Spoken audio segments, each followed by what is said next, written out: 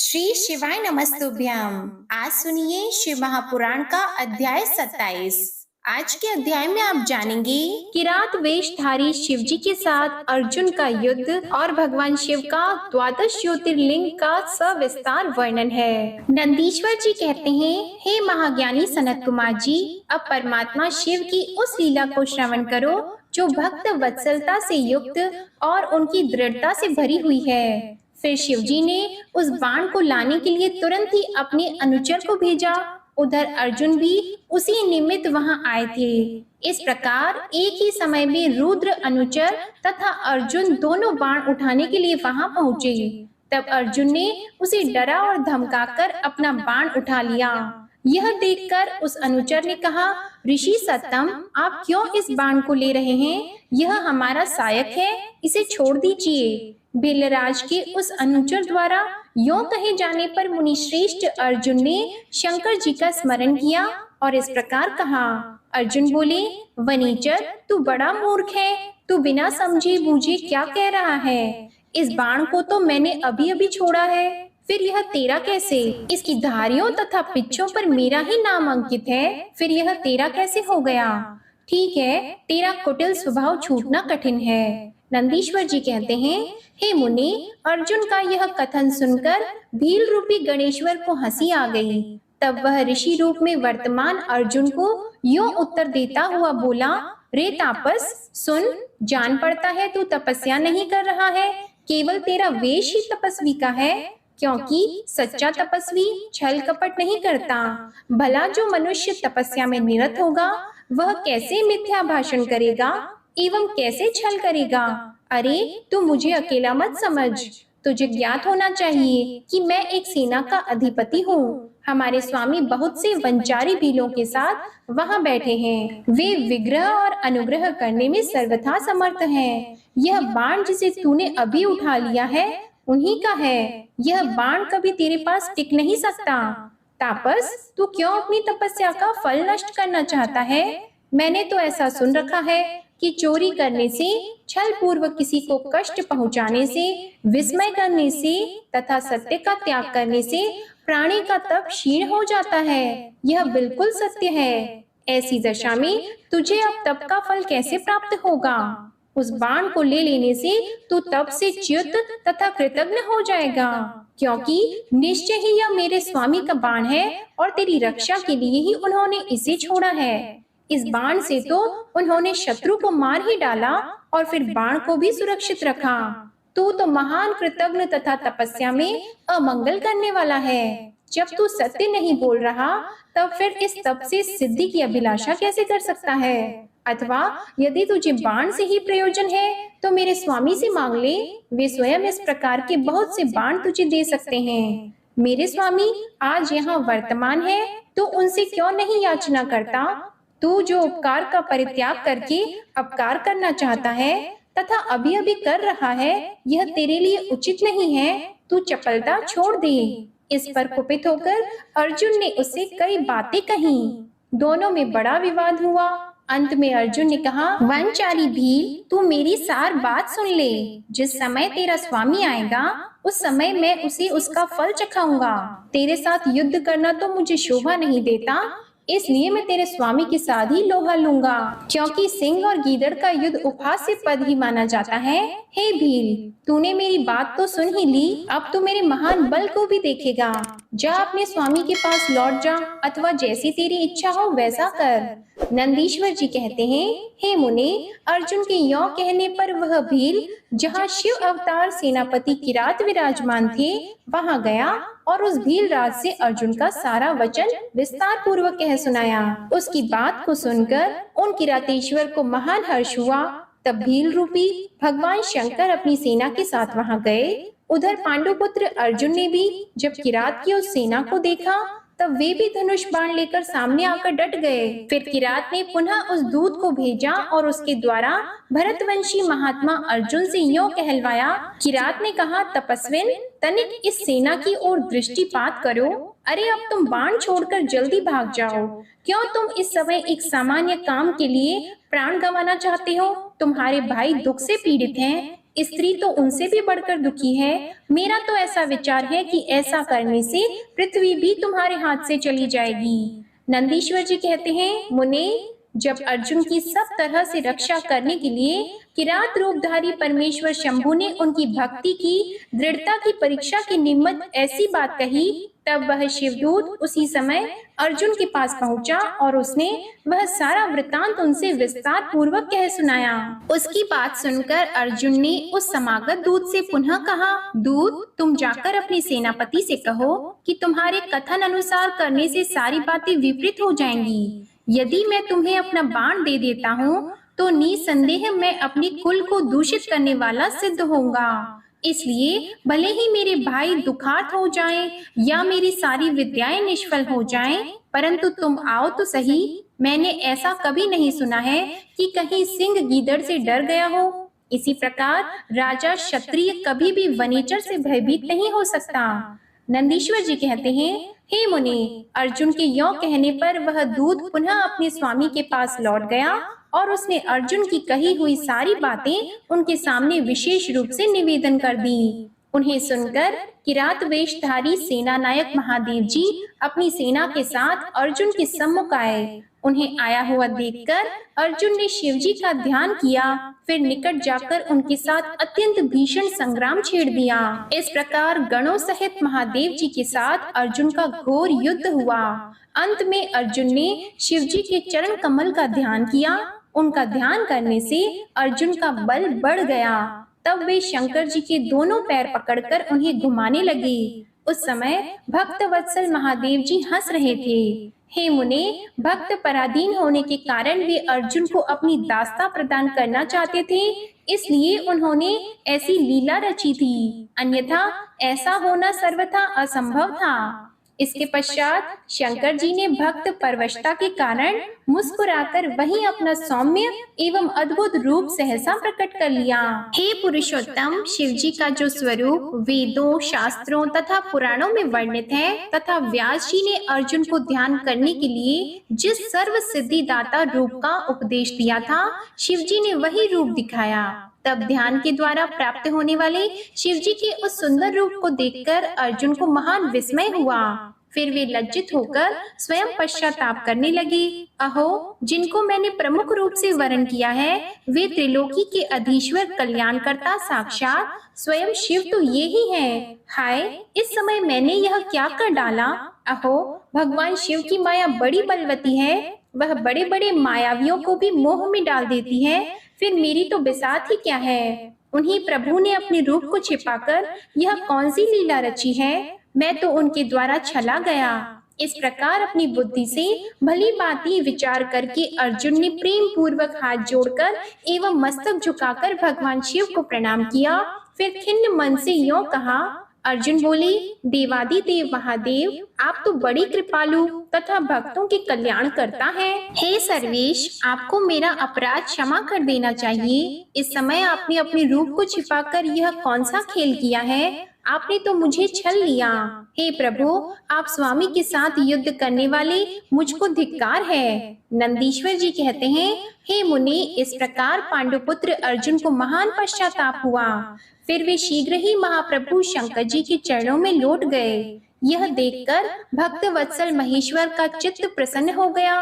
तब वे अर्जुन को अनेकों प्रकार से आश्वासन देकर यों बोले, हे पार्थ, तुम तो मेरे परम भक्त हो, इसलिए खेद न करो। यह तो मैंने आज तुम्हारी परीक्षा लेने के लिए ऐसी लीला रची थी, इसलिए तुम शोक त्याग दो। नंदीश्वर जी कहते हैं, मुने, यों कहकर भगवान शिव ने अपने दोनों हाथों से पकड़कर अर्जुन को उठा लिया और अपने तथा गणों के समक्ष उनकी लाज का निवारण किया। फिर भक्त वत्सल भगवान शंकर वीरों में मान्य पांडुपुत्र अर्जुन को सब तरह से हर्ष प्रदान करते हुए प्रेम पूर्वक बोले। शिव जी ने कहा, पांडवों में श्रेष्ठ अर्जुन, मैं तुम पर परम प्रसन्न हूँ, अतः अब तुम वर मांगो। इस समय तुमने जो मुझ पर प्रहार एवं आघात किया है, उसे मैंने अपनी पूजा मान लिया है। साथ ही यह सब तो मैंने अपनी इच्छा से किया है, इसमें तुम्हारा अपराध ही क्या है। इसलिए तुम्हारी जो लालसा हो वह मांग लो, क्योंकि मेरे पास कोई भी ऐसी वस्तु नहीं है जो तुम्हारे लिए देने योग्य न हो। यह जो कुछ हुआ है वह शत्रुओं में तुम्हारे यश और राज्य की स्थापना के लिए अच्छा ही हुआ है। तुम्हें इसका दुख नहीं मानना चाहिए। अब तुम अपनी सारी घबराहट को छोड़ दो। नंदीश्वर जी कहते हैं, मुनि, भगवान शंकर के यों कहने पर अर्जुन भक्ति पूर्वक सावधानी से खड़े होकर शंकर जी से बोले। अर्जुन ने कहा, हे शंभो, आप तो बड़े उत्तम स्वामी हैं। आपको भक्त बहुत प्रिय हैं। हे देव, भला मैं आपकी करुणा का क्या वर्णन कर सकता हूँ। हे सदाशिव, आप तो बड़े कृपालु हैं। यों कहकर अर्जुन ने महाप्रभु शंकर की सद्भक्ति युक्त एवं वेद सम्मत स्तुति आरंभ की। अर्जुन बोले, आप देवादिदेव को नमस्कार है। कैलाशवासिन आपको प्रणाम है। सदाशिव आपको अभिवादन है। पंचमुख परमेश्वर आपको मैं सिर झुकाता हूँ। आप जटाधारी तथा 3 नेत्रों से विभूषित हैं। आपको बारंबार नमस्कार है। आप प्रसन्न रूप वाले एवं सहस्त्रों मुखों से युक्त हैं। हे नीलकंठ, आपको मेरा नमस्कार प्राप्त हो। मैं सद्योजात को अभिवादन करता हूँ। आपके हाथों में डमरू और कपाल शोभा पाते हैं। आप मुंडों की माला धारण करते हैं। आपको नमस्कार है। आपका श्री विग्रह शुद्ध स्फटिक और निर्मल कर्पूर के समान गौरव वर्ण का है। सुंदर लाल चरणों वाले आपको नमस्कार है। नंदी आदि गणों द्वारा सेवित आप गणनायक को प्रणाम है। जो गणेश स्वरूप हैं, कार्तिकी जिनके अनुगामी हैं, जो भक्तों को भक्ति और मुक्ति प्रदान करने वाले हैं, उन आपको पुनः पुनः नमस्कार है। आप निर्गुण, सगुण, रूप रहित, रूपवान, कलायुक्त और निष्कल हैं। आपको मैं बारंबार सिर झुकाता हूँ। जिन्होंने मुझ पर अनुग्रह करने के लिए किरात वेश धारण किया है, जो वीरों के साथ युद्ध करने के प्रेमी और नाना प्रकार की लीलाएं करने वाले हैं, उन महेश्वर को प्रणाम है। जगत में जो कुछ भी रूप दृष्टिगोचर हो रहा है, वह सब आपका ही तेज कहा जाता है। आप चिद्रूप और अन्वय भेद से त्रिलोकी में रमण कर रहे हैं। हे नाथ, आपके गुणों की गणना करने में तो वेद भी समर्थ नहीं है। मैं तो एक मंद बुद्धि व्यक्ति हूँ, फिर मैं उनका वर्णन कैसे कर सकता हूँ। हे महेशान, आप जो कोई भी हो, आपको नमस्कार है। महेश्वर, आप मेरे स्वामी हैं और मैं आपका दास हूँ, अतः आपको मुझ पर कृपा करनी ही चाहिए। नंदीश्वर जी कहते हैं, हे मुनि, अर्जुन के द्वारा किए गए इस स्तवन को सुनकर भगवान शंकर का मन परम प्रसन्न हो गया। फिर वे हंसते हुए पुनः अर्जुन से बोले, हे वत्स, अब अधिक कहने से क्या लाभ। तुम मेरी बात सुनो और अपना अभीष्ट वर मांग लो। इस समय तुम जो कुछ कहोगे वह सब मैं तुम्हें प्रदान करूंगा। नंदीश्वर जी कहते हैं, महर्षि, शंकर जी के यों कहने पर अर्जुन ने हाथ जोड़कर नतमस्तक होकर सदाशिव को प्रणाम किया और फिर प्रेम पूर्वक गदगद वाणी में कहना आरंभ किया। अर्जुन ने कहा, हे विभो, आप तो स्वयं ही अंतर्यामी रूप से सबके अंदर विराजमान हैं, अतः घट घट की जानने वाले हैं। ऐसी दशा में मैं क्या कहूँ, तथापि मैं जो कुछ चाहता हूँ उसे आप सुनिए। भगवान, मुझ पर शत्रुओं के द्वारा जो संकट प्राप्त हुआ था, वह तो आपके दर्शन से ही विनष्ट हो गया। अब जिस प्रकार मुझे इस लोक की परासिद्धि प्राप्त हो सके, वैसी कृपा कीजिए। नंदीश्वर जी कहते हैं, मुनि, इतना कहकर अर्जुन ने भक्त वत्सल भगवान शंकर को नमस्कार किया और फिर वे हाथ जोड़कर मस्तक झुकाए हुए उनके निकट खड़े हो गए। जब स्वामी शिव जी को यह ज्ञात हो गया कि यह पांडुपुत्र अर्जुन मेरा अनन्य भक्त है, तब वे भी परम प्रसन्न हुए। फिर महेश्वर ने अपने पाशुपत नामक अस्त्र को, जो सर्वथा समस्त प्राणियों के लिए दुर्जय है, अर्जुन को दे दिया और इस प्रकार कहा। शिवजी बोले, वत्स, मैंने तुम्हें अपना महान अस्त्र दे दिया है। इसे धारण करने से अब तुम समस्त शत्रुओं के लिए अजय हो जाओगे। जाओ, विजय लाभ करो। साथ ही मैं श्री कृष्ण से भी कहूँगा कि वे तुम्हारी सहायता करेंगे, क्योंकि श्री कृष्ण मेरे आत्मस्वरूप, भक्त और मेरा कार्य करने वाले हैं। भारत, मेरे प्रभाव से तुम निष्कंटक राज्य भोगो और अपने भाई युधिष्ठिर से सर्वदा नाना प्रकार की धर्म कार्य कराते रहो। नंदीश्वर जी कहते हैं, हे मुनि, यों कहकर शंकर जी ने अर्जुन के मस्तक पर अपना कर कमल रख दिया और अर्जुन द्वारा पूजित होकर वे शीघ्र ही अंतर ध्यान हो गए। इस प्रकार भगवान शंकर से वरदान और अस्त्र पाकर अर्जुन का मन प्रसन्न हो गया। तब वे अपने मुख्य गुरु शिव का भक्ति पूर्वक स्मरण करते हुए अपने आश्रम को लौट गए। वहां अर्जुन से मिलकर सभी भाइयों को ऐसा आनंद हुआ मानो मृतक शरीर में प्राण का संचार हो गया हो। उत्तम व्रत का पालन करने वाली द्रौपदी को अत्यंत सुख मिला। जब उन पांडवों को यह ज्ञात हुआ कि शिवजी परम संतुष्ट हो गए हैं, तब उनके हर्ष का पार नहीं रहा। उन्हें उस संपूर्ण वृतांत के सुनने से तृप्ति ही नहीं होती थी। उस समय उस आश्रम में महामनस्वी पांडवों का भला करने के लिए चंदन युक्त पुष्पों की वृष्टि होने लगी। तब उन्होंने हर्ष पूर्वक संपत्ति दाता तथा कल्याणकर्ता शिव को नमस्कार किया और 13 वर्ष की अवधि को समाप्त हुई जानकर यह निश्चय किया कि अवश्य ही हमारी विजय होगी। इसी अवसर पर जब श्री कृष्ण को पता चला कि अर्जुन लौटकर आ गए हैं, तब यह समाचार सुनकर उन्हें बड़ा सुख मिला और वे अर्जुन से मिलने के लिए वहां पधारे और कहने लगे कि इसलिए मैंने कहा था कि शंकर जी संपूर्ण कष्टों का विनाश करने वाले हैं। मैं नित्य उनकी सेवा करता हूँ, इसलिए आप लोग भी उनकी सेवा करें। हे मुनि, इस प्रकार मैंने शंकर जी के किरात नामक अवतार का वर्णन किया। जो इसे सुनता है अथवा दूसरों को सुनाता है, उसकी सभी कामनाएं पूर्ण हो जाती हैं। नंदीश्वर जी कहते हैं, मुनि, अब तुम सर्वव्यापी भगवान शंकर के 12 अन्य ज्योतिर्लिंग स्वरूपी अवतारों का वर्णन श्रवण करो, जो अनेक प्रकार के मंगल करने वाले हैं।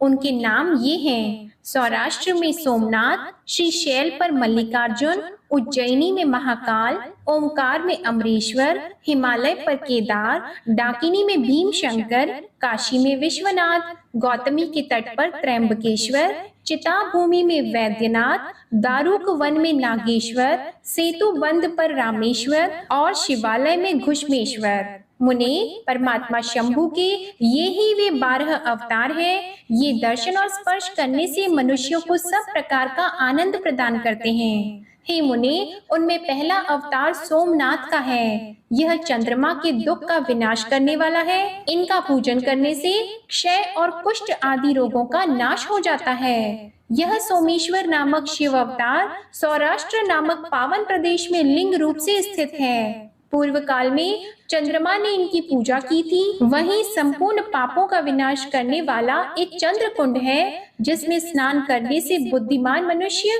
संपूर्ण रोगों से मुक्त हो जाता है। परमात्मा शिव के सोमेश्वर नामक महालिंग का दर्शन करने से मनुष्य पाप से छूट जाता है और उसे भोग और मोक्ष सुलभ हो जाते हैं। हे तात, शंकर जी का मल्लिकार्जुन नामक दूसरा अवतार श्री शैल पर हुआ। वह भक्तों पर अभीष्ट फल प्रदान करने वाला है। मुने, भगवान शिव परम प्रसन्नता पूर्वक अपने निवास भूत कैलाश गिरी से लिंग रूप में श्री शैल पर पधारे हैं। पुत्र प्राप्ति के लिए इनकी स्तुति की जाती है। हे मुने, यह जो दूसरा ज्योतिर्लिंग है, वह दर्शन और पूजन करने से महासुख कारक होता है और अंत में मुक्ति भी प्रदान करता है। हे तात, शंकर जी का महाकाल नामक तीसरा अवतार उज्जैनी नगरी में हुआ। वह अपने भक्तों की रक्षा करने वाला है। एक बार रत्नमाल निवासी दूषण नामक असुर, जो वैदिक धर्म का विनाशक, विप्रद्रोही तथा सब कुछ नष्ट करने वाला था, उज्जैनी में जा पहुंचा। तब वेद नामक ब्राह्मण के पुत्र ने शिव जी का ध्यान किया। फिर तो शंकर जी ने तुरंत ही प्रकट होकर हुंकार द्वारा उस असुर को भस्म कर दिया। इसके बाद अपने भक्तों का सर्वथा पालन करने वाले शिव देवताओं की प्रार्थना करने पर महाकाल नामक ज्योतिर्लिंग स्वरूप से वहीं प्रतिष्ठित हो गए। इन महाकाल नामक लिंग का प्रयत्न पूर्वक दर्शन और पूजन करने से मनुष्य की सारी कामनाएं पूर्ण होती हैं और अंत में उसे परम गति प्राप्त होती है। परम आत्मबल से संपन्न परमेश्वर शंभु ने भक्तों को अभीष्ट फल प्रदान करने वाला ओमकार नामक चौथा अवतार धारण किया। हे मुने, विंध्यगिरि ने भक्ति पूर्वक विधि विधान से शिव जी का पार्थिव लिंग स्थापित किया। उसी लिंग से विंध्य का मनोरथ पूर्ण करने वाले महादेव प्रकट हुए। तब देवताओं की प्रार्थना करने पर भुक्ति मुक्ति के प्रदाता भक्त वत्सल लिंग रूपी शंकर वहां दो रूपों में विभक्त हो गए। हे मुनीश्वर, उनमें एक भाग ओंकार में ओंकारेश्वर नामक उत्तम लिंग के रूप में प्रतिष्ठित हुआ और दूसरा पार्थिव लिंग परमेश्वर नाम से प्रसिद्ध हुआ। मुनि, इन दोनों में जिस किसी का भी दर्शन पूजन किया जाए उसे भक्तों की अभिलाषा पूर्ण करने वाला समझना चाहिए। महामुनि, इस प्रकार मैंने तुम्हें इन दोनों महादिव्य ज्योतिर्लिंगों का वर्णन सुना दिया। परमात्मा शिव के 5वें अवतार का नाम है केदारेश। वह केदार में ज्योतिर्लिंग रूप से स्थित है। मुनि, वहाँ श्री हरि के जो नर नारायण नामक अवतार हैं, उनके प्रार्थना करने पर शिवजी हिमगिरी के केदार शिखर पर स्थित हो गए। वे दोनों उस केदारेश्वर लिंग की नित्य पूजा करते हैं। वहाँ शंभु दर्शन और पूजन करने वाले भक्तों को अभीष्ट प्रदान करते हैं। तात सर्वेश्वर होते हुए भी शिव इस खंड के विशेष रूप से स्वामी है। शिव जी का यह अवतार संपूर्ण अभीष्टों को प्रदान करने वाला है। महाप्रभु शंभु के 6ठे अवतार का नाम है भीम शंकर। इस अवतार में उन्होंने बड़ी बड़ी लीलाएं की हैं और भीमासुर का विनाश किया है। कामरूप देश के अधिपति राजा सुदक्षिण शिवजी के भक्त थे। भीमासुर उन्हें पीड़ित कर रहा था। तब शंकर जी ने अपने भक्त को दुख देने वाले उस अद्भुत असुर का वध करके उनकी रक्षा की। फिर राजा सुदक्षिण के प्रार्थना करने पर स्वयं शंकर जी डाकिनी में भीम शंकर नामक ज्योतिर्लिंग स्वरूप से स्थित हो गए। मुनि, जो समस्त ब्रह्मांड स्वरूप तथा भोग मोक्ष का प्रदाता है, वह विश्वेश्वर नामक 7वां अवतार काशी में हुआ। मुक्तिदाता सिद्ध स्वरूप स्वयं भगवान शंकर अपनी पूरी काशी में ज्योतिर्लिंग रूप में स्थित हैं। विष्णु आदि सभी देवता, कैलाशपति शिव और भैरव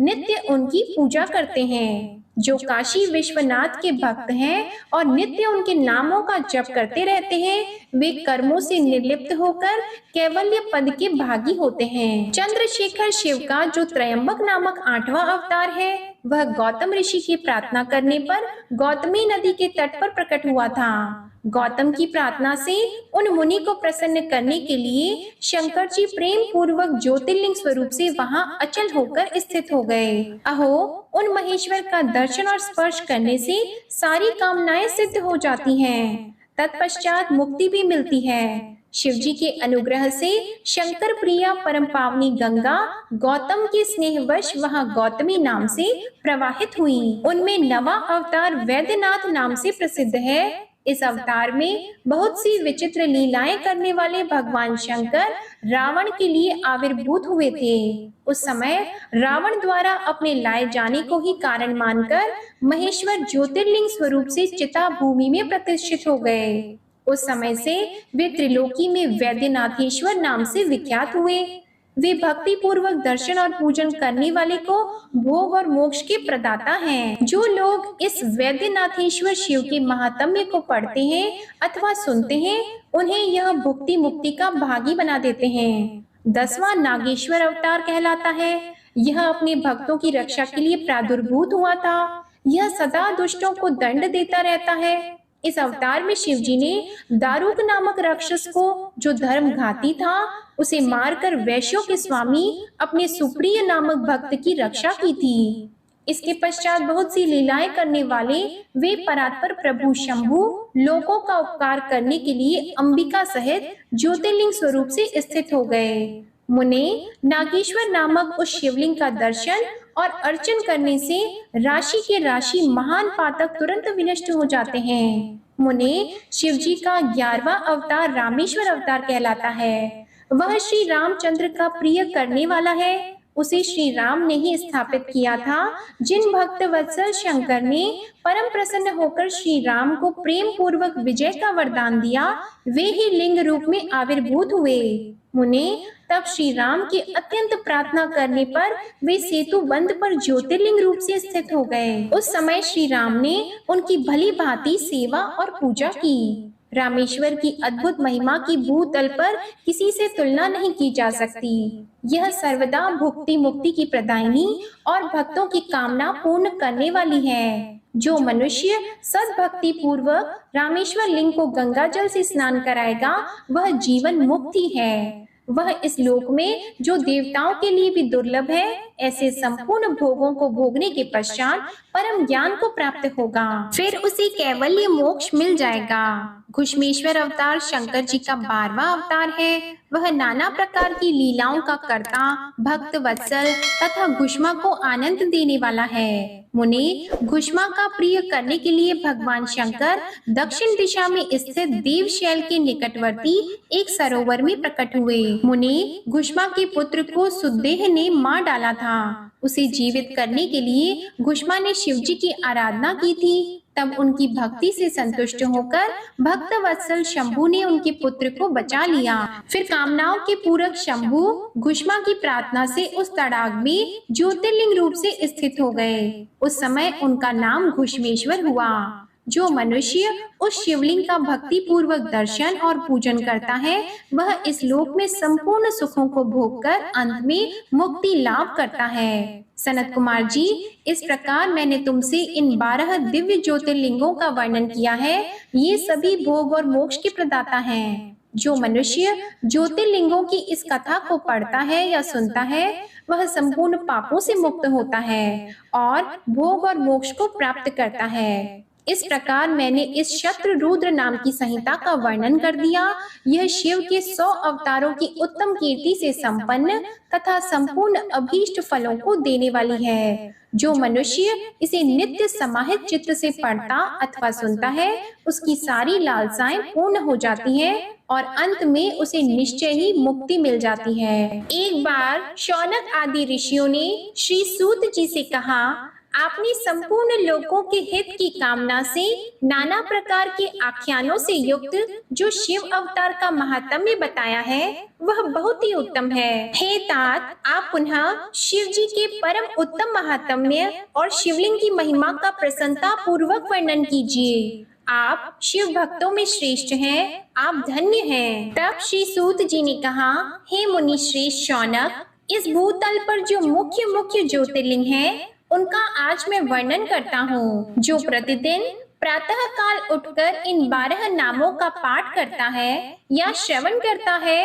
वह सब पापों से मुक्त होकर संपूर्ण सिद्धियों का फल प्राप्त कर लेता है। हे मुनीश्वरों, जिस जिस मनोरथ को पाने की इच्छा रखकर श्रेष्ठ मनुष्य इन 12 नामों का पाठ करेंगे, वे इस लोक और परलोक में उस मनोरथ को अवश्य प्राप्त कर लेंगे। जो शुद्ध अंतःकरण वाले पुरुष निष्काम भाव से इन नामों का पाठ करेंगे या श्रवण करेंगे, उन्हें कभी माता के गर्भ में निवास नहीं करना पड़ेगा, अर्थात इस संसार सागर में फिर से जन्म नहीं लेना पड़ेगा। इन सबके पूजन मात्र से ही इस लोक में समस्त वर्णों के लोगों के दुखों का नाश हो जाता है और परलोक में उन्हें अवश्य ही मोक्ष प्राप्त होता है। इन 12 ज्योतिर्लिंगों का नैवेद्य यत्न पूर्वक ग्रहण करना चाहिए। ऐसा करने वाले पुरुष के सारे पाप उसी क्षण जलकर भस्म हो जाते हैं। हे मुनिवरों, ये मुख्यतया को प्राप्त हुए प्रधान प्रधान शिवलिंग बताए गए हैं।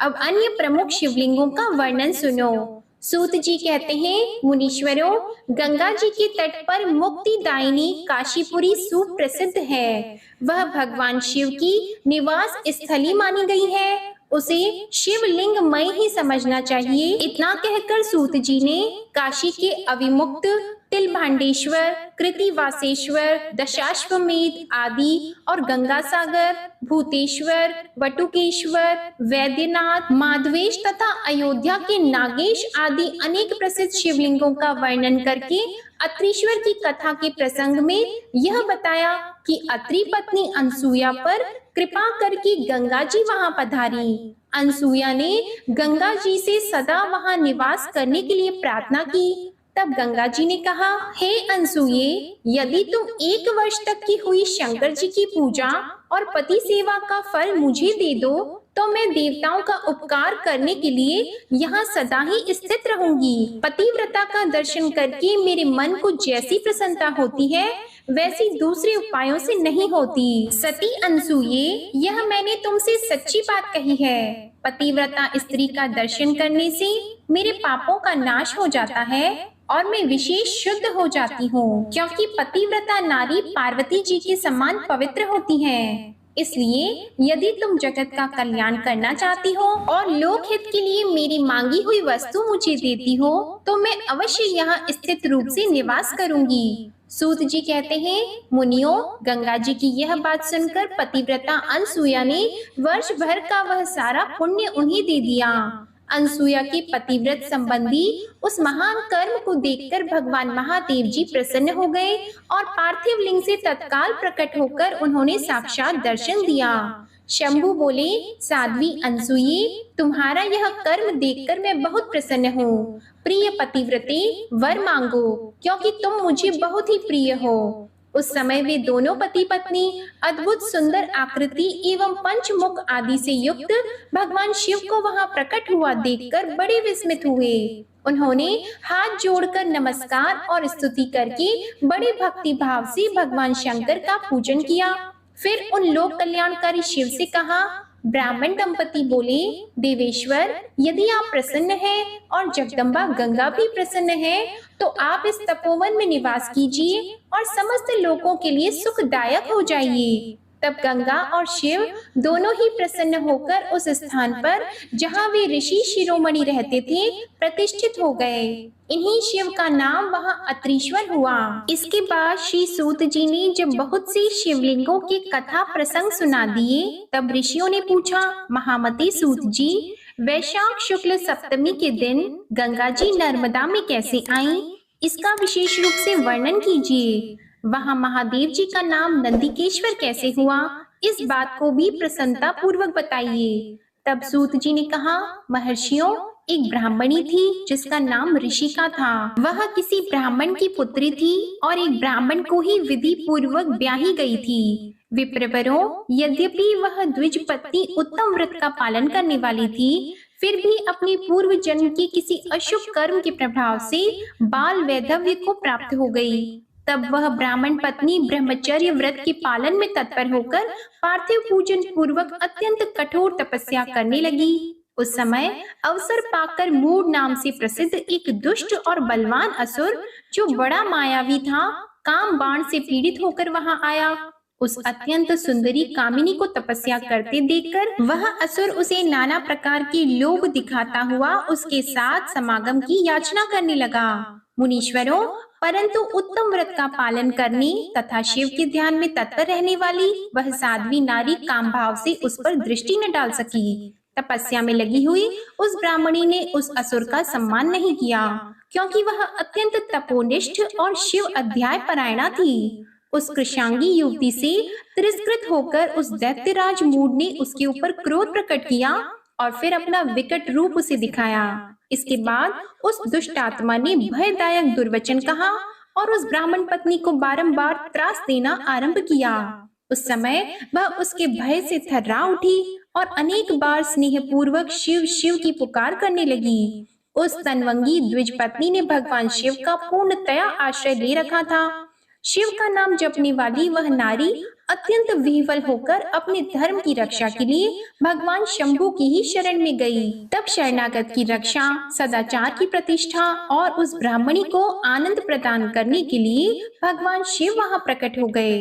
भक्त वत्सल परमेश्वर शंकर ने उस काम विह्वल दैत्यराज मूड को तत्काल भस्म कर दिया और ब्राह्मणी की ओर कृपा दृष्टि से देखकर भक्त की रक्षा के लिए दत्त चित्त होकर कहा, वर मांगो। महेश्वर का यह वचन सुनकर उस साध्वी ब्राह्मण पत्नी ने उनके उस आनंदजनक मंगलमय स्वरूप का दर्शन किया।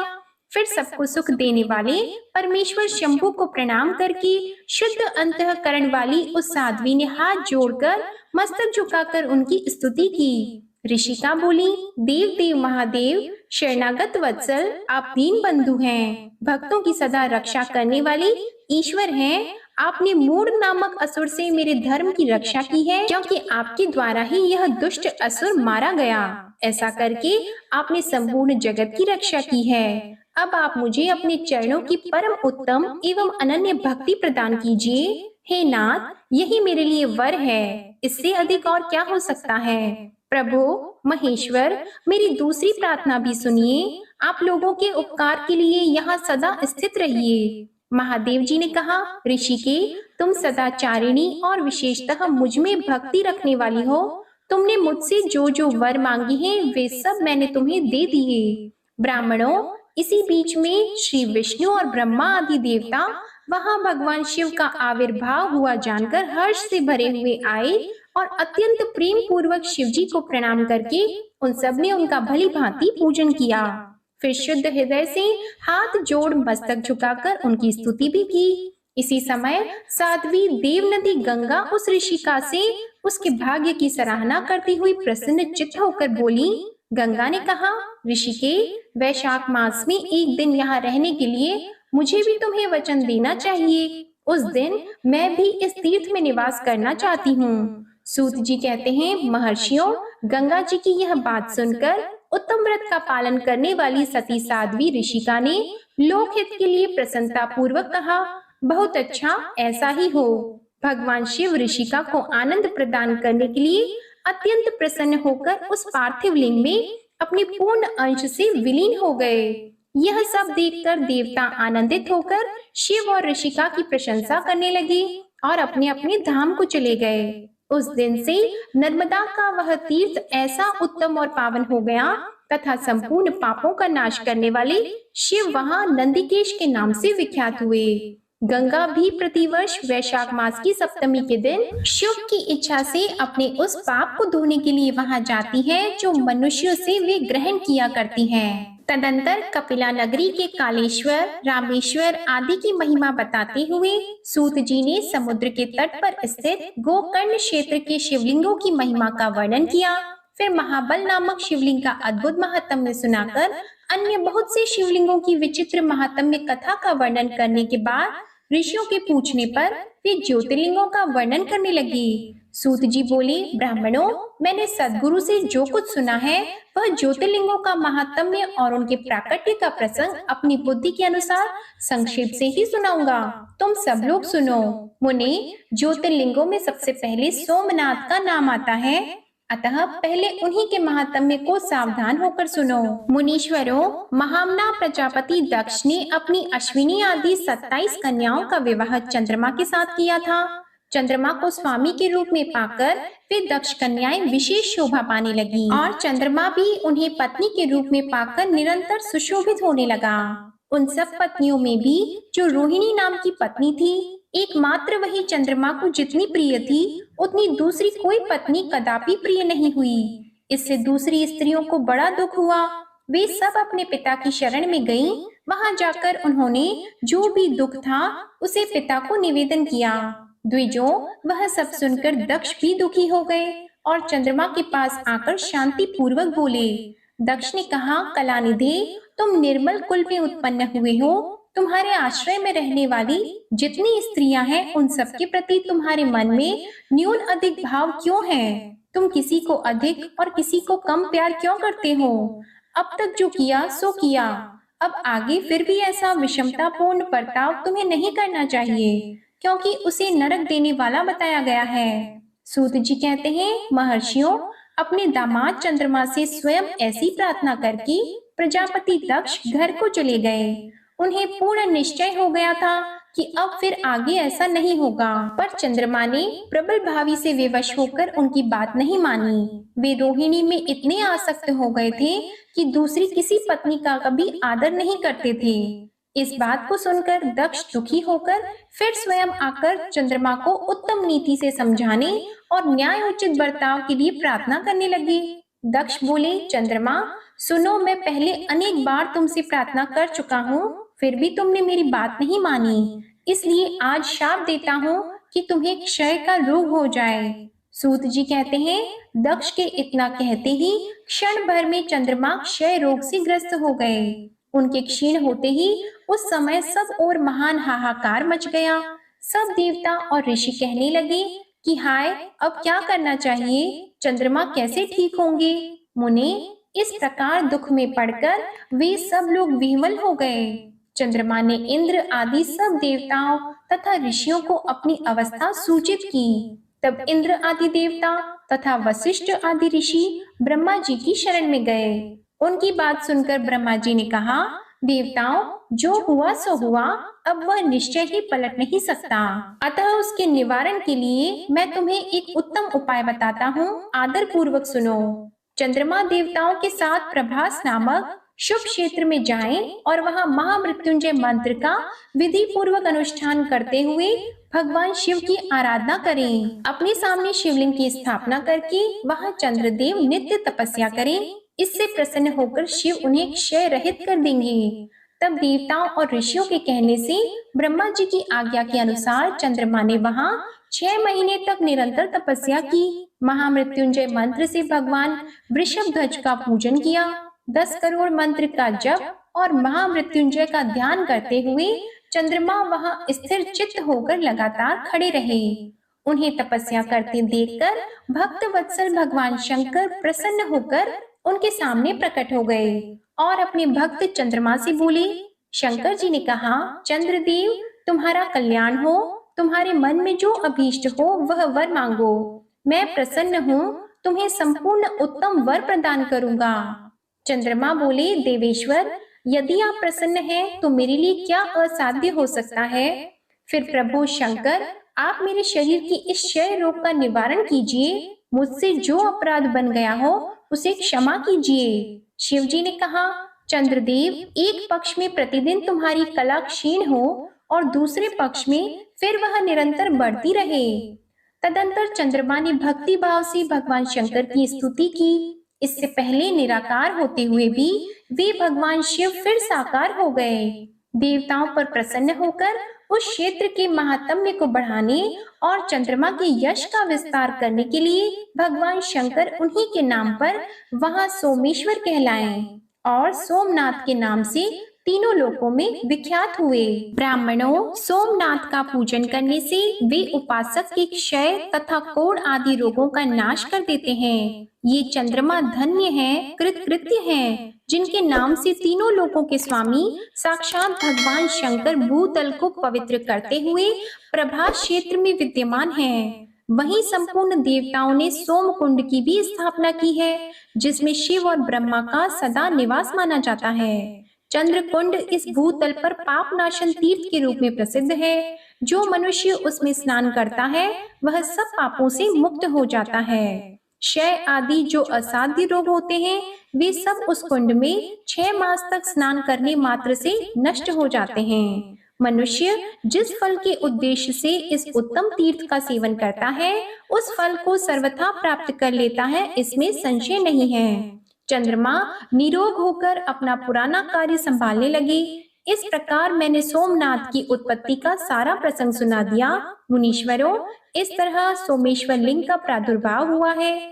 जो मनुष्य सोमनाथ के प्रादुर्भाव की इस कथा को सुनता अथवा दूसरों को सुनाता है वह संपूर्ण अभीष्ट को पाता है और सब पापों से मुक्त हो जाता है। सूत जी कहते हैं, महर्षियों, अब मैं मल्लिकार्जुन के प्रादुर्भाव का प्रसंग सुनाता हूँ, जिसे सुनकर बुद्धिमान पुरुष सब पापों से मुक्त हो जाता है। जब महाबली तारक शत्रु शिवापुत्र कुमार कार्तिकेय सारी पृथ्वी की परिक्रमा करके फिर कैलाश पर्वत पर आए और गणेश के विवाह आदि की बात को सुनकर क्रौच पर्वत पर चले गए। पार्वती और शिव जी के वहां जाकर अनुरोध करने पर भी नहीं लौटे और वहां से भी 12 कोस दूर चले गए। तब शिव और पार्वती ज्योतिर्मय स्वरूप धारण करके वहां प्रतिष्ठित हो गए। वे दोनों पुत्र स्नेह से आतुर होकर पर्व के दिन अपने पुत्र कुमार को देखने के लिए उनके पास जाया करते थे। अमावस्या के दिन भगवान शंकर स्वयं वहां जाते हैं और पूर्णमासी के दिन पार्वती जी निश्चय ही वहां पदार्पण करती हैं। उसी दिन से लेकर भगवान शिव का मल्लिकार्जुन नामक एक लिंग तीनों लोकों में प्रसिद्ध हुआ। उसमें पार्वती और शिव दोनों की ज्योतियां प्रतिष्ठित हैं। मल्लिका का अर्थ पार्वती है और अर्जुन शब्द शिव का वाचक है। उस लिंग का जो दर्शन करता है वह समस्त पापों से मुक्त होता है और संपूर्ण अभीष्ट को प्राप्त करता है। इस प्रकार मल्लिकार्जुन नामक द्वितीय ज्योतिर्लिंग का वर्णन किया गया, जो दर्शन मात्र से लोगों के लिए सब प्रकार का सुख देने वाला बताया गया है। ऋषियों ने कहा, प्रभु, अब आप विशेष कृपा करके तीसरे ज्योतिर्लिंग का वर्णन कीजिए। सूत जी ने कहा, ब्राह्मणों, मैं धन्य हूँ, कृतकृत्य हूँ, जो आप श्रीमानों का संग मुझे प्राप्त हुआ है। साधु पुरुषों का संग निश्चय ही धन्य है। अतः मैं अपना सौभाग्य समझकर पाप नाशिनी परम पावनी दिव्य कथा का वर्णन करता हूँ। आप लोग आदर पूर्वक सुनिए। अवंती नाम से प्रसिद्ध एक रमणीय नगरी है, जो समस्त देहधारियों को मोक्ष प्रदान करने वाली है। वह भगवान शिव को बहुत ही प्रिय, परम पुण्यमयी और लोक पावनी है। उस पुरी में एक श्रेष्ठ ब्राह्मण रहते थे, जो शुभ कर्म परायण, वेदों के स्वाध्याय में संलग्न और वैदिक कर्मों के अनुष्ठान में सदा तत्पर रहने वाले थे। वे घर में अग्नि की स्थापना करके प्रतिदिन अग्निहोत्र करते और शिव जी की पूजा में सदा तत्पर रहते थे। वे ब्राह्मण देवता प्रतिदिन पार्थिव शिवलिंग बनाकर उसकी पूजा किया करते थे। वेद प्रिय नामक वे ब्राह्मण देवता सम्यक ज्ञान अर्जन में लगे रहते थे, इसलिए उन्होंने संपूर्ण कर्मों का फल पाकर वह सद्गति प्राप्त कर ली, जो संतों को ही सुलभ होती है। उनके शिव पूजा परायण 4 तेजस्वी पुत्र थे, जो पिता माता से सद्गुणों में कम नहीं थे। उनके नाम थे देवप्रिय, प्रियमेधा, सुकृत और सुव्रत। उनके सुखदायक गुण वहां सदा बढ़ने लगी। उनके कारण अवंती नगरी ब्रह्म तेज से परिपूर्ण हो गई थी। उसी समय रत्नमाल पर्वत पर दूषण नामक एक धर्मद्वेषी असुर ने ब्रह्मा जी से वर पाकर वेद, धर्म और धर्मात्माओं पर आक्रमण किया। अंत में उसने सेना लेकर अवंती के ब्राह्मणों पर भी चढ़ाई की। उसकी आज्ञा से 4 भयानक दैत्य चारों दिशाओं में प्रलय अग्नि के समान प्रकट हो गए, परंतु वे शिव विश्वासी ब्राह्मण बंधु उनसे डरे नहीं। जब नगर के ब्राह्मण बहुत घबरा गए, तब उन्होंने उनको आश्वासन देते हुए कहा, आप लोग भक्त वत्सल भगवान शिव पर भरोसा रखें। यह कहकर शिवलिंग का पूजन करके वे भगवान शिव का ध्यान करने लगे। इतने में ही सेना सहित दूषण ने आकर उन ब्राह्मणों को देखा और कहा, इन्हें मार डालो, बांध लो। वेद प्रिय के पुत्र उन ब्राह्मणों ने उस समय उस दैत्य की कही हुई वह बात नहीं सुनी, क्योंकि वे भगवान शंभु के ध्यान मार्ग में स्थित थे। उस दुष्ट आत्मा दैत्य ने ज्यों ही उन ब्राह्मणों को मारने की इच्छा की, त्यों ही उनके द्वारा पूजित पार्थिव शिवलिंग के स्थान में बड़ी भारी आवाज के साथ एक गड्ढा प्रकट हो गया। उस गड्ढे से तत्काल विकट रूपधारी भगवान शिव प्रकट हो गए, जो महाकाल नाम से विख्यात हुए। वे दुष्टों के विनाशक और सत्पुरुषों के आश्रयदाता हैं। उन्होंने उन दैत्यों से कहा, अरे खल, मैं तुझ जैसे दुष्टों के लिए महाकाल प्रकट हुआ हूँ। तुम इन ब्राह्मणों के निकट से दूर भाग जाओ। ऐसा कहकर महाकाल शंकर ने सेना सहित दूषण को अपने हुंकार मात्र से तत्काल भस्म कर दिया। कुछ सेना उनके द्वारा मारी गई और कुछ भाग खड़ी हुई। परमात्मा शिव ने दूषण का वध कर डाला। जैसे सूर्य को देखकर संपूर्ण अंधकार नष्ट हो जाता है, उसी प्रकार भगवान शिव को देखकर उसकी सारी सेना अदृश्य हो गई। देवताओं की दुंदुभियां बज उठी और आकाश से फूलों की वर्षा होने लगी। उन ब्राह्मणों को आश्वासन देकर सुप्रसन्न हुए स्वयं महाकाल महेश्वर शिव ने उनसे कहा, तुम लोग वर मांगो। उनकी वह बात सुनकर वे सब ब्राह्मण हाथ जोड़कर भक्ति भाव से भली भांति प्रणाम करके नतमस्तक होकर बोले। द्विजों ने कहा, महाकाल, महादेव, दुष्टों को दंड देने वाले प्रभु शंभो, आप हमें संसार सागर से मोक्ष प्रदान करें। शिव, आप जन साधारण की रक्षा के लिए सदा यहीं रहें। प्रभु शंभो, अपना दर्शन करने वाले मनुष्यों का आप सदा ही उद्धार करें। सूत जी कहते हैं, महर्षियों, उनके ऐसा कहने पर उन्हें सद्गति देकर भगवान शिव अपने भक्तों की रक्षा के लिए उस परम सुंदर गड्ढे में स्थित हो गए। वे ब्राह्मण मोक्ष पा गए और वहां चारों ओर की एक एक कोस भूमि लिंग रूपी भगवान शिव का स्थल बन गई। वे शिव के भूतल पर महाकालेश्वर के नाम से विख्यात हुए। ब्राह्मणों, उनका दर्शन करने से स्वप्न में भी कोई दुख नहीं होता। जिस जिस कामना को लेकर कोई उस लिंग की उपासना करता है, उसे वह अपना मनोरथ प्राप्त हो जाता है और परलोक में मोक्ष भी मिल जाता है। श्री सूत जी कहते हैं, ब्राह्मणों, भक्तों की रक्षा करने वाले महाकाल नामक ज्योतिर्लिंग का महात्म्य भक्ति भाव को बढ़ाने वाला है। उसे आदर पूर्वक सुनो। उज्जैनी में चंद्रसेन नामक एक महान राजा थे, जो संपूर्ण शास्त्रों के तत्वज्ञ, शिव भक्त और जितेंद्रिय थे। शिव के पार्षदों में प्रधान और सर्वलोक वंदित मणिभद्र जी राजा चंद्रसेन के सखा हो गए थे। एक समय उन्होंने राजा पर प्रसन्न होकर उन्हें चिंतामणि नामक महामणि प्रदान की, जो कौस्तुभ मणि तथा सूर्य के समान दैदीप्यमान थी। वह देखने, सुनने और ध्यान करने पर भी मनुष्यों को निश्चय ही मंगल प्रदान करती थी।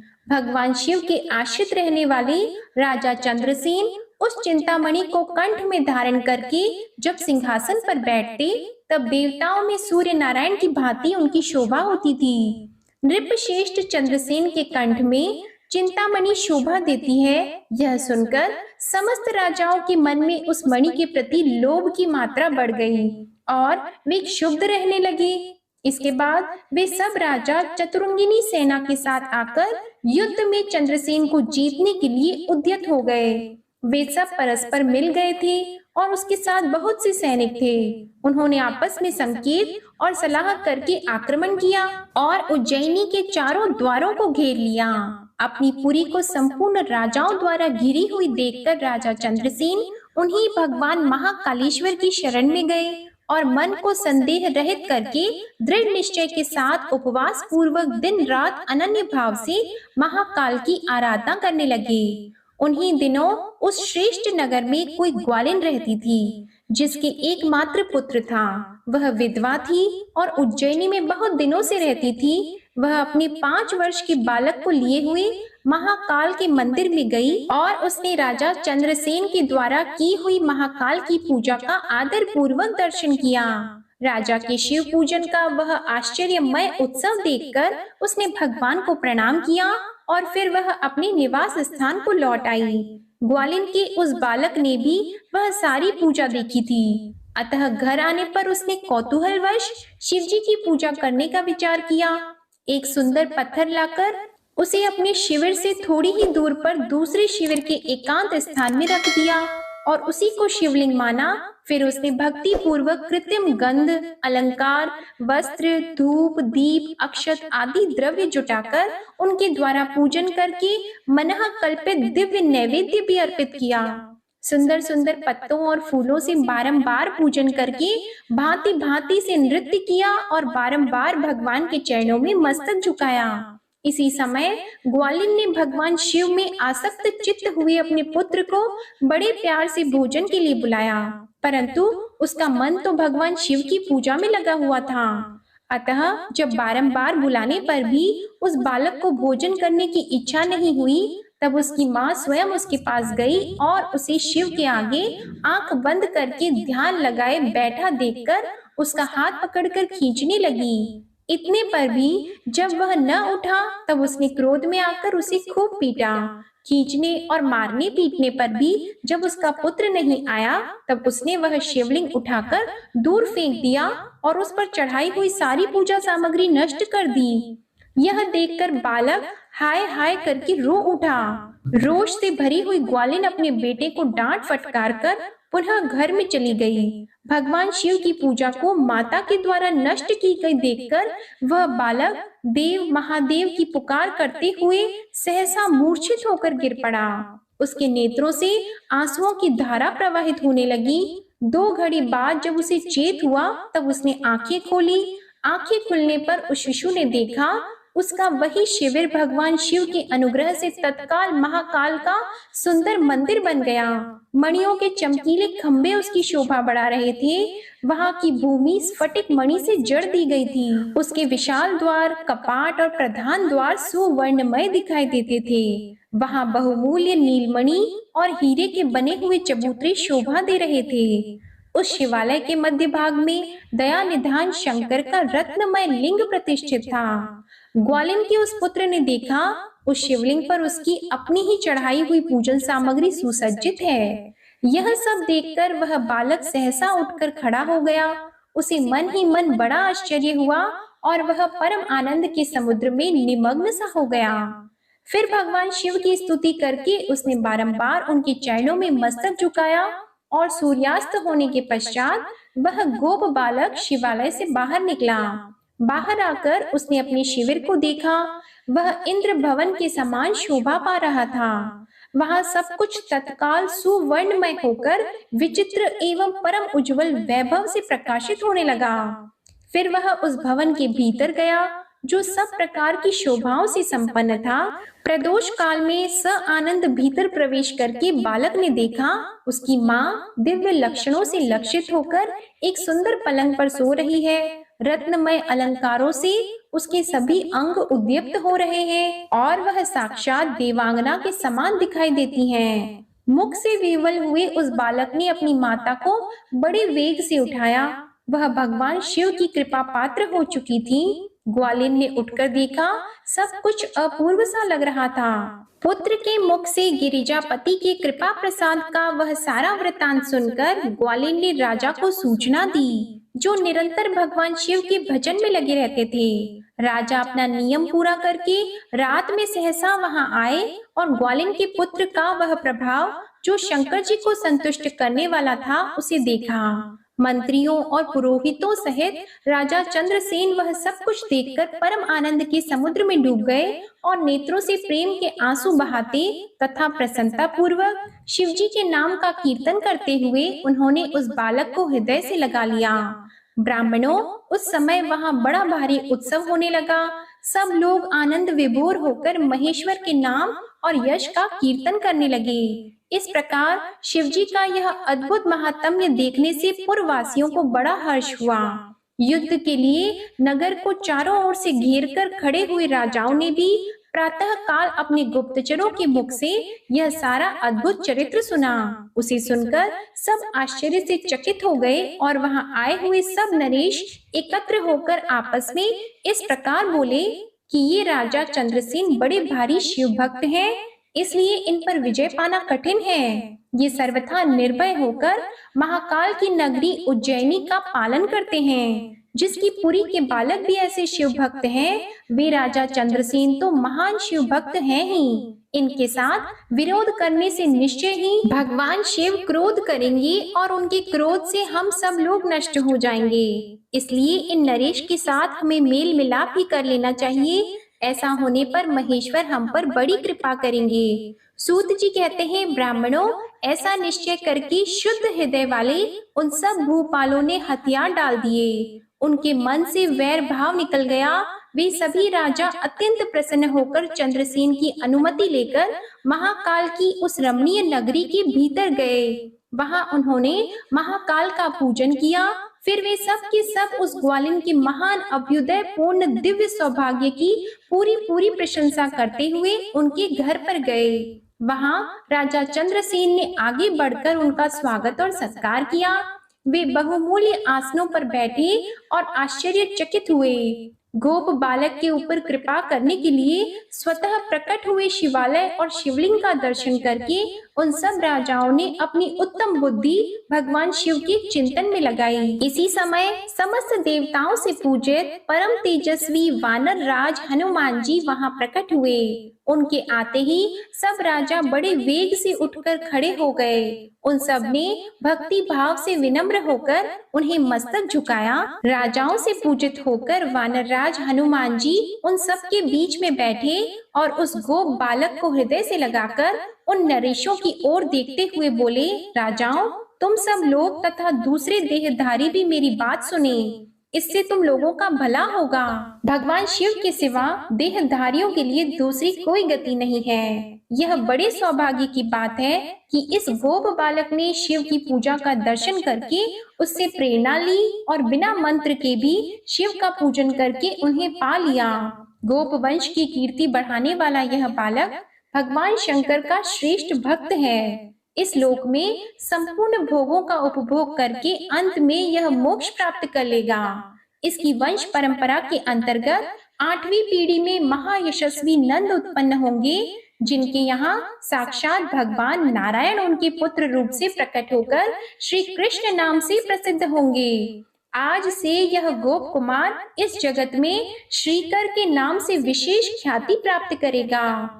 सूत जी कहते हैं, ब्राह्मणों, ऐसा कहकर अंजनी नंदन शिव स्वरूप वानरराज हनुमान जी ने समस्त राजाओं और महाराज चंद्रसेन को भी कृपा दृष्टि से देखा।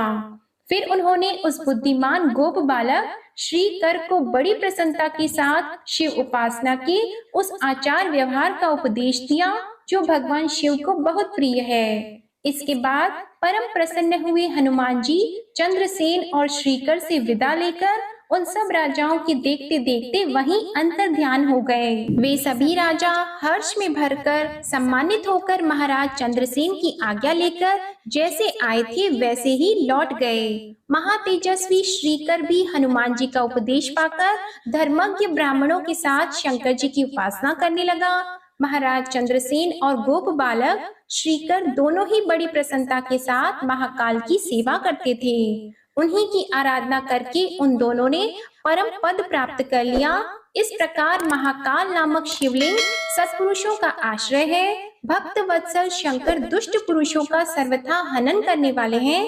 यह परम पवित्र रहस्यमय आख्यान कहा गया है जो सब प्रकार का सुख देने वाला है। यह शिव भक्ति को बढ़ाने और स्वर्ग की प्राप्ति कराने वाला है। ओम नमः शिवाय। आज की कथा समाप्त हुई। कथा पसंद आए तो वीडियो को लाइक कीजिएगा, शेयर कीजिएगा, कमेंट में भोलेनाथ जी की जय लिखिएगा और चैनल को जरूर सब्सक्राइब करिएगा। इसी के साथ आज आप हमारे चैनल पर सावन मास महात्म्य की कथा और पुत्रदा एकादशी व्रत पारण की कथा भी जरूर सुनिएगा। ओम नमः शिवाय।